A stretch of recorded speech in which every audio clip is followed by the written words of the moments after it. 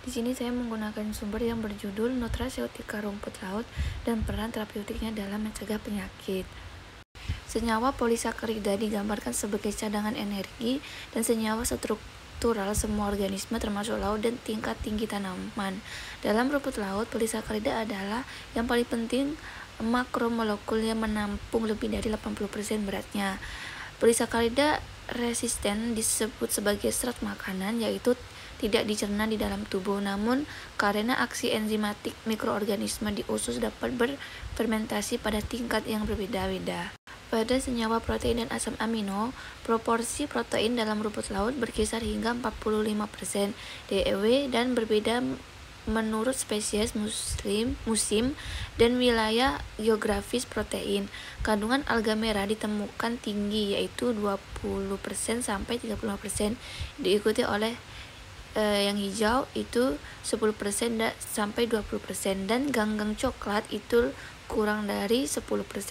Namun beberapa spesies ganggang hijau seperti Ulva reticulate, Ulva lactuca, Ulva fasciata, dan Enteromorpha dilaporkan dengan kandungan protein tinggi, yaitu 12% sampai 23% dibandingkan dengan spesies lain. Namun konsentrasi protein rumput laut relatif lebih tinggi dibandingkan rumput laut terestrial, sumber tanaman seperti kedelai dan kacang-kacangan. Banyak obat baru telah dikembangkan untuk diabetes dalam beberapa tahun terakhir, termasuk agen hipoglikemia oral serta penurun insulin. Senyawa bioaktif dari rumput laut ditemukan aman dan efektif melawan diabetes tipe 2 yang membalikkan karbohidrat enzim metabolisme. Di antara berbagai bioaktif rumput laut, alkaloid, flavonoid, karotenoid, polifenol, dan fluorotanin terbukti memiliki efek hipoglikemia.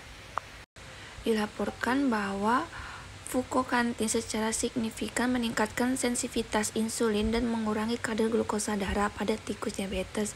Fukoidan dari alga coklat, Fucus fasciculosus, dan Ascopyllum nodosum sering dilaporkan untuk penurunan kadar glukosa darah di model hewan.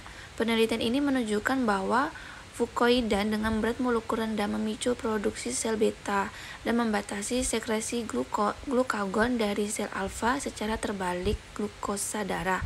Demikian pula fukoidan dari nodosum telah menunjukkan tindakan yang signifikan terhadap aktivitas amilosa dibandingkan dengan rekannya Fasciculosus fukoidan. Hasil ini menunjukkan kemurnian fukoidan dari spesies A. Nodosum memiliki peran utama yang ditunjukkan aktivitas biologis potensial. Selanjutnya, aktivitas glukosidase relatif bergantung pada spesies spesifik dan periode panen.